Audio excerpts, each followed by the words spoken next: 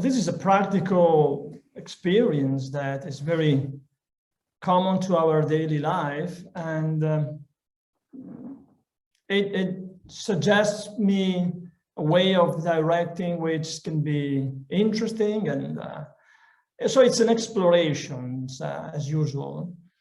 And I would like to start with you all sitting in front of your desk with your forearms, hands and forearms resting on the desk or table, like, you know, very simple, like this. I can't really show very well, but any comfortable position of your hands and forearms resting on the table or desk. And you just lift your arms. I would say arms in general, but I mean, of course, forearms and hands. Lift your arms off the table, just 1 or 2 inches. Hold them up for a few seconds, and then put them down. And the question is, what do you feel when you lift your arms off the table?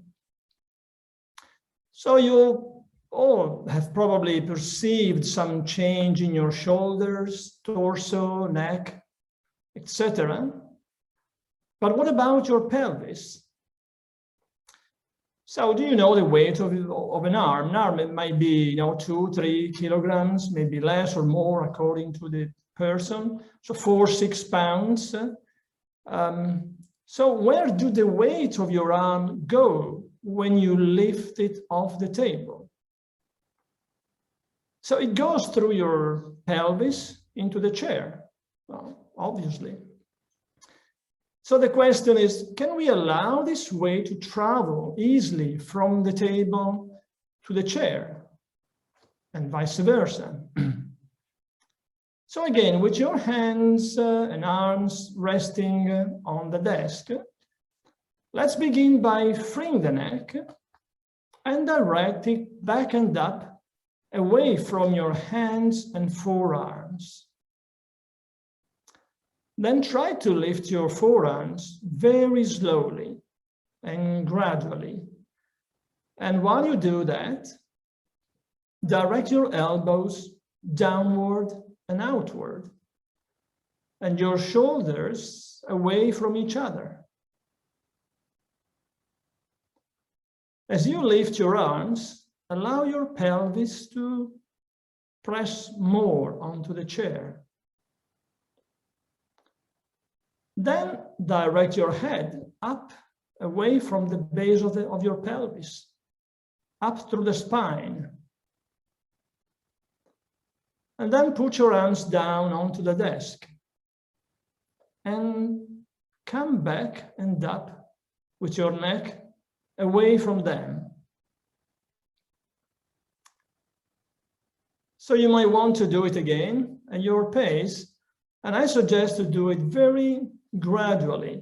So to lift the weight of your arms, forearms and hands, 1 or 2 inches, very, very slowly, so that you give time to your directions to operate even before you start lifting the arms by directing the neck back and up.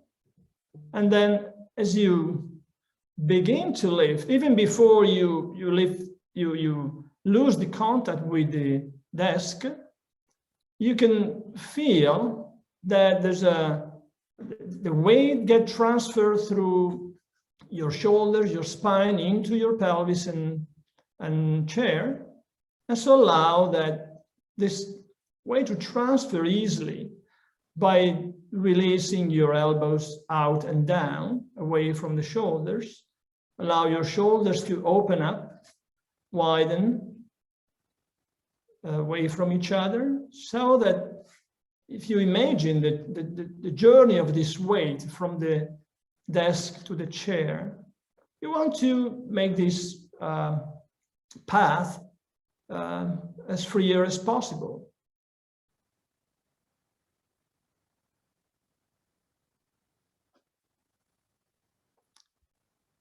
So if you're, because the arms are not so heavy, you might not sure about your perceptions of your pelvis on the chair. So an extra weight to lift will help. So it can be a heavy book or a couple of books or a bottle of water or anything about the weight of 3-4 pounds.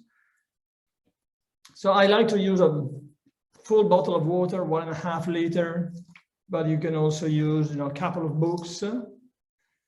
And this time, you can place your hands onto your thighs with the object on them. So I'm going to show like this. You're sitting. You can place your hands in the standard classical Alexander position with palms up. But on your hands, you can put a full bottle of water, a bottle full of water, or a couple of books like this. But as you do that, you also allow your hands to rest, and the weight of the hands and books or water to rest on your thighs. And so that the weight of this object, it goes through your legs and your feet into the floor, into the ground. As you begin to lift your hands and the object, the weight will pass instantly through your pelvis into the chair, as it happened before.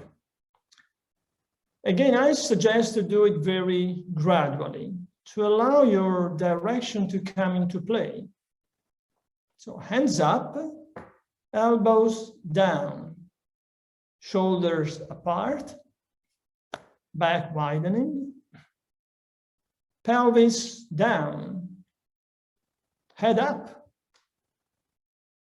back lengthening, all together, one after the other, as FM said. Then put your hands back onto your thighs and send your neck back and up away from them. And it might be hard to feel, but you might notice an increase of pressure of your feet onto the floor when you put your hands back onto your thighs, because most of the weight will travel through your knees and legs into the floor. So you want to transfer the weight from the feet into the pelvis and the chair by means of your hands, forearms and arms, shoulders and spine. And you want to make sure that this weight travels easily through the joints of this structure by means of an elastic muscular action, I would say, an expanding muscular action. So again, before you begin to lift your arms from your thighs, direct your neck back and up, away from them, and start to lift the weight very slowly and gradually, so that there's a gradual transference of weight, and you can become aware of this change. You might take, like 10 seconds to lift the whole weight of your books or bottle of water. And during these 10 or 20 seconds, you allow your elbows to drop, to go downwards and outwards, away from the shoulders, so that the shoulders are encouraged to go away from each other. And by the time you have lifted the weight from your thighs, you will probably feel your pelvis pressing more onto the chair. And this increase of pressure of the pelvis onto the chair is likely to send your head up away from it. If you if you want, if you direct it away from it.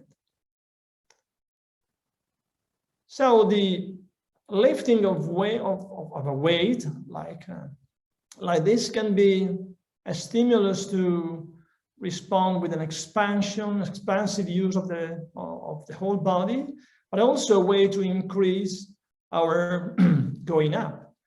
Any weight we lift with our hands is something that adds on to the force of gravity.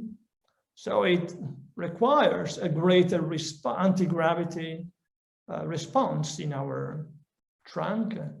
So the more we lift away, the more we need to go up, and the more we can use this weight to increase our going up away from the supporting base. So this,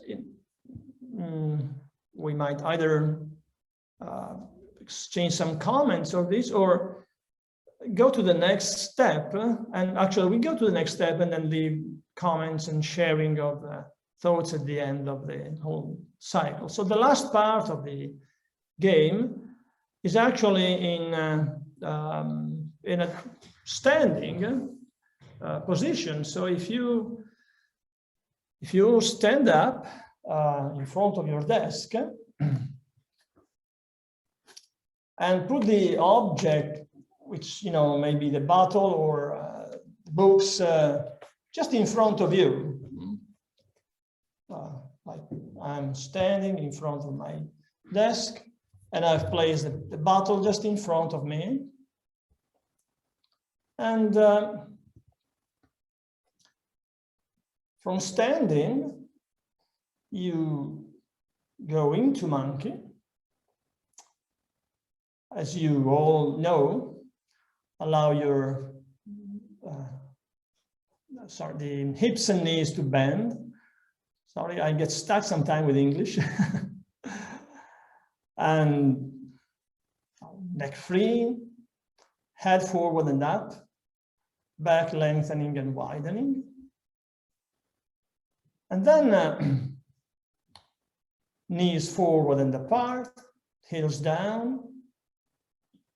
Then grab the object with your hands. Put your hands on the object in a way that you could lift it, but not yet. Pose. Direct your neck back and up, elbows downwards and outwards, and a little bit forward from shoulders. And then slowly begin to lift the weight of this object off the table. Direct hands up, elbows down, shoulders apart, back staying back, lengthening and widening, hips free, knees free. Allow your feet to expand onto the floor. Send your head up away from your feet. Then put the object down onto the table or desk. Pose with your hands around the object and direct your neck back and up away from your hands through lengthening through your arms and forearms. And come back up standing. And we can repeat this experience. Now, all the passages are pretty clear and probably very familiar to all of you. So you can do at your own pace by going into monkey, reach your object with your hands, and direct head up, forward and up, back lengthening and widening, knees forward and apart. And you want to allow the weight of this object to travel through your forearms, arms, shoulders, your trunk, and then down into your pelvis and through your thighs and legs and through your ankles and feet into the ground. And you want the main joints to be free passages of this weight to be transferred easily from the from the table, the desk, to the floor. So it passes through your whole body. So as you lift it very gradually, you make sure that while your hands are moving up, your elbows are released down and outward, shoulders apart, hips and knees free to allow the weight to travel down into the floor. As you feel the pressure of your feet increasing onto the floor, you send your head up away from your feet. And then you put down your weight, your object on the desk and come up again.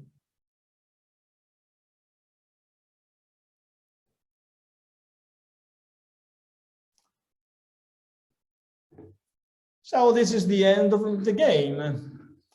And could be nice to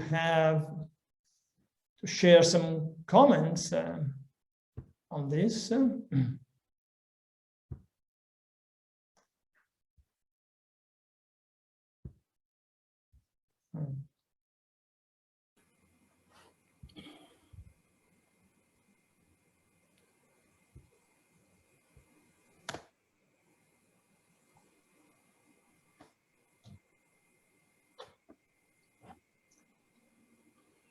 I'll tell you what was quite interesting for me near the beginning when you spoke about what we noticed and all that sort of thing, and then you said, "But have you noticed your pelvis?"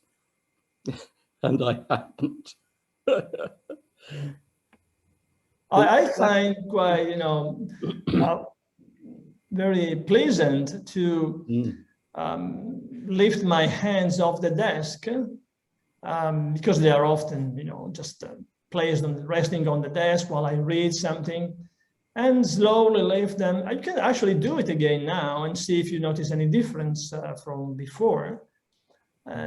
Just lifting like 1 or 2 inches and see if you now are more aware of your pelvis, pressing down, this 4 or 6 pounds more onto the chair, and use this pressure I use this pressure to stimulate, greater anti-gravity upward response through my spine.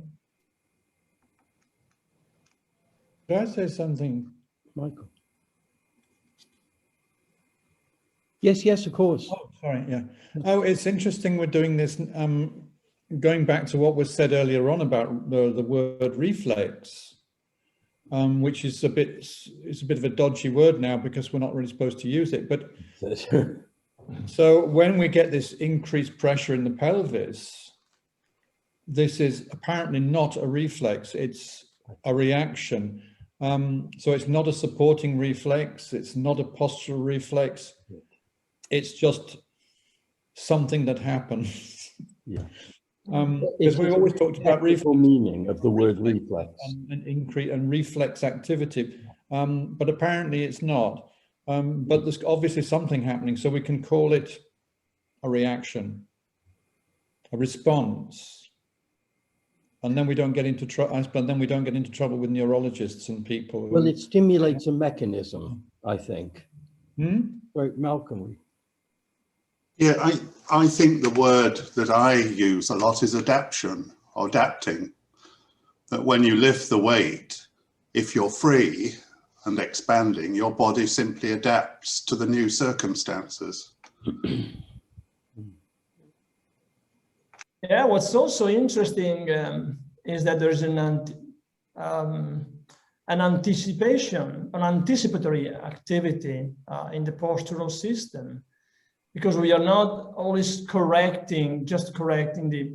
If you lift away, you would like it to fall or to have to make major adjustments of your posture, your position.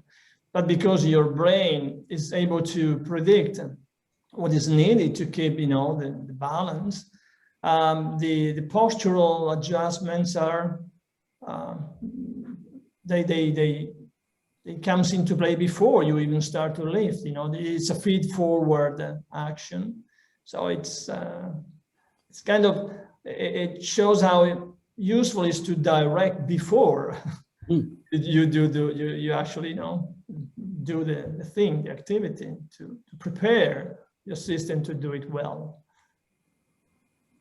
Yes, it's not a reaction or a reflex or an instinct. It's just something that the human organism does.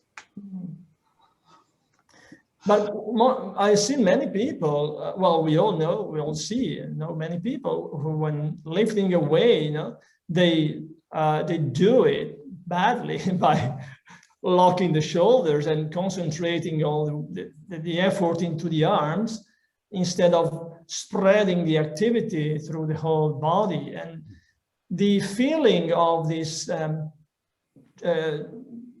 change of pressure into the hands or the pelvis or the feet, it probably helps. Well, in my experience, it helps to become more aware of the total involvement of the body.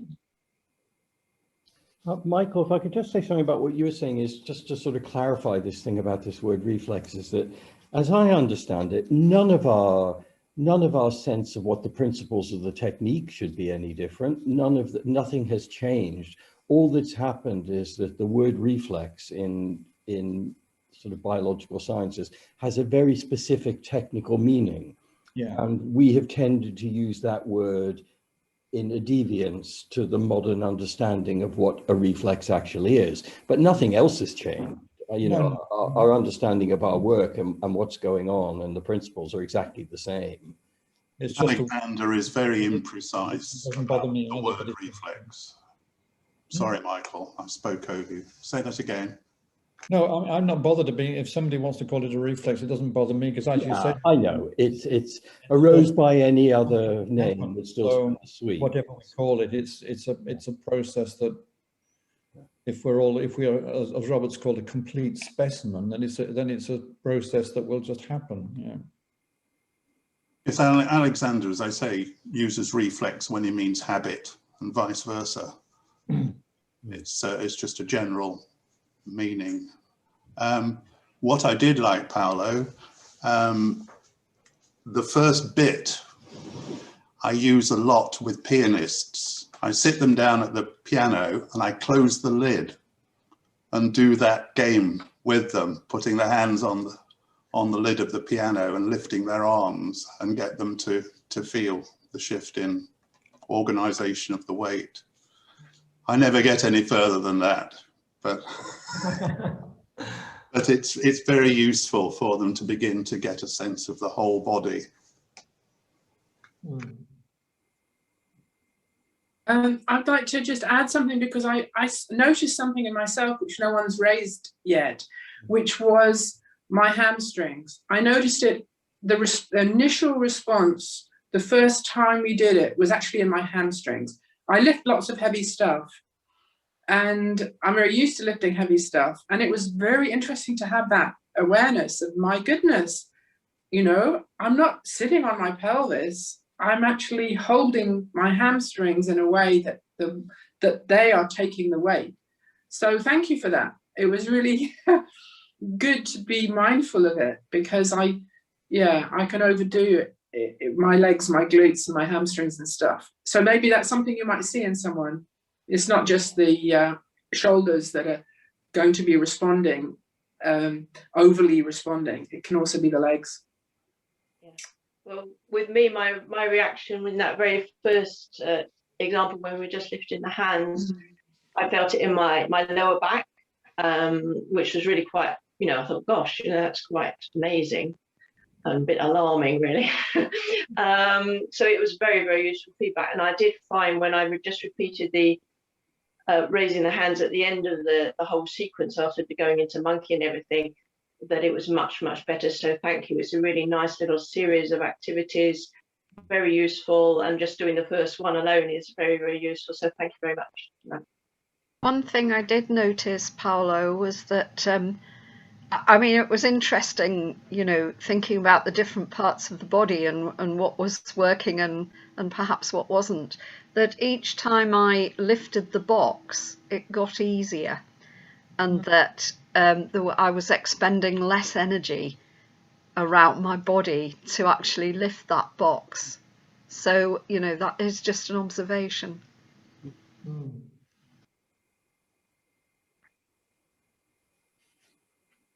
I think there's a lot of anticipation comes into this as well. You know, if you don't, until you lift, you probably don't, you may not know exactly how heavy it is. And so when you realize it's not that heavy, then your effort, you put less into it, then you get less sense of effort. Well, that's why I ask you to lift the weight very, very gradually, so that you allow your system to grade the effort and not to anticipate too much. You anticipate with the basic organization, but then you allow the system to adapt in the best way to the task in hand. And actually that can be also very demanding. Like the next step could be going to monkey and start to kind of lift the table itself, the desk, so that you don't want to really lift it. There's no need for that, but at least you can meet a resistance of several stones or kilograms, you know, and that allows you to really grade your effort along a very wide range of scale. And I just find it very pleasant in a way, because you really feel your feet spreading down onto the floor, and from then, you know, you have an active muscular support that sends you up if you do it well. So if you want to try, I mean, it's something I really enjoyed, you know, to go into monkey and, you know, put your hands under the desk or table, like if you had to move it from one room to another. And once you are there into monkey and your hands in position, just, you know, increase the upward action of your hands very, very slowly and gradually, and feel how gradually your feet can spread onto the floor. I imagine to allow the transference of weight to pass freely through your arms, shoulders, back. Allow your back to widen. It stimulates my breathing enormously. And then by releasing your thighs, it's like, you know, having them really pulled in a lengthening way, and the feet spreading. And at the end, my shoes will not fit anymore in my feet.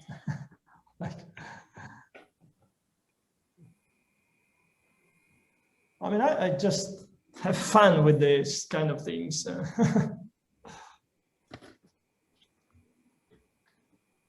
Alexander writes about lifting weights, doesn't he? He talks about a papier-mâché dumbbell and how people brace themselves to pick it up. Yeah.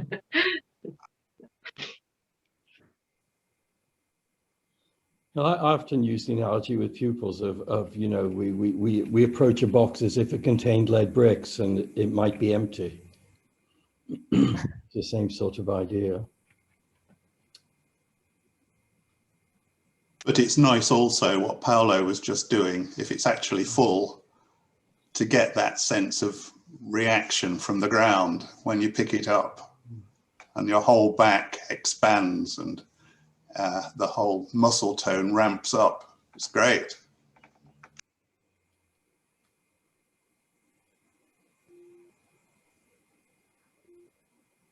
Peter, what you were saying about your box, I do a game with my students sometimes where we get an empty box with a lid on it, and we pass it from one pupil to the next. They just one pupil has to take it over from the other, but without them knowing, we fill it with different weights. And the idea of the game is that you don't get this or that, you would just gradually take it over.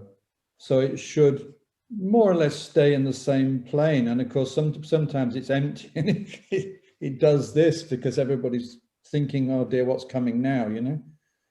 But again, like Paolo said, it has to be a very gentle transfer, and it's good practice for both the person giving and the person accepting.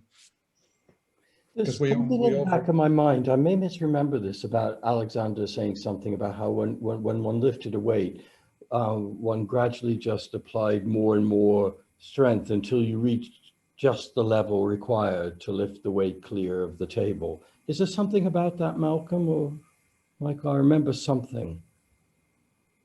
I don't think so. I was thinking how useful this idea is for pulling up weeds, though. Yeah.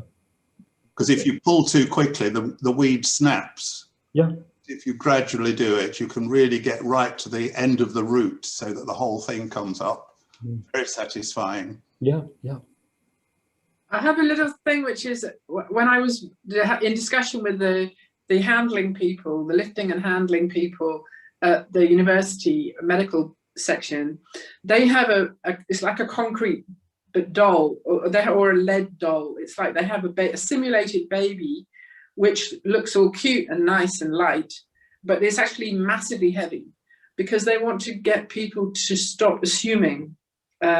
So that when you're lifting, you don't assume. So they're doing that as a game in reverse, if you see what I mean. Mm-hmm. So, and I just thought that was interesting, that's just, you know, having to get rid of that assumption is part of their pedagogy.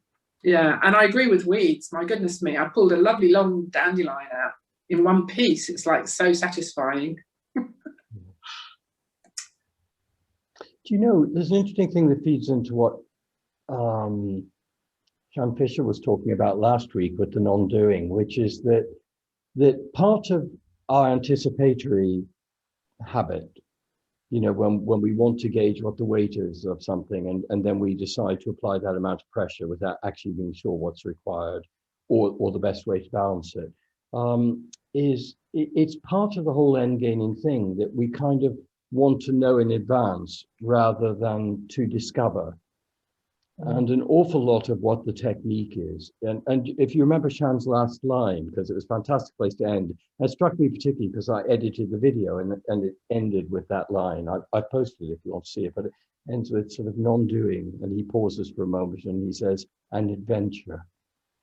And it is really, and I think an awful lot of what our work is to come to enjoy the frame of mind whereby we're always discovering, as opposed to needing to know so that we know what will happen, which is the end gaining frame of mind. And this is one of these attitudes, as it were, this way of going about life that is means whereby, and that underpins the technique. It's the difference between thinking, oh, I've done that before, and just doing it by habit, and actually engaging in the process as though it's for the first time. Yeah, very good. Yeah, which is so much more interesting. And of course, it is the first time because every time is different. And here there's a lot of non-doing in a doing activity, which wants to get some result. I really want to lift that bottle of water or those books. But in the process, you know, there's so much non-doing that I want to happen, that to make the doing more effective and yeah, I would say effective.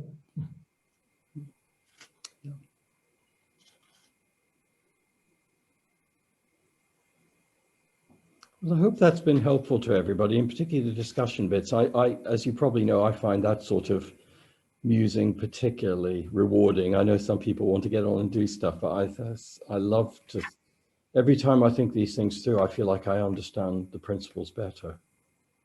And it's that understanding that is the principles. we're a psychophysical unity. I think it's a sort of natural place to stop unless anybody wants to say or ask anything else.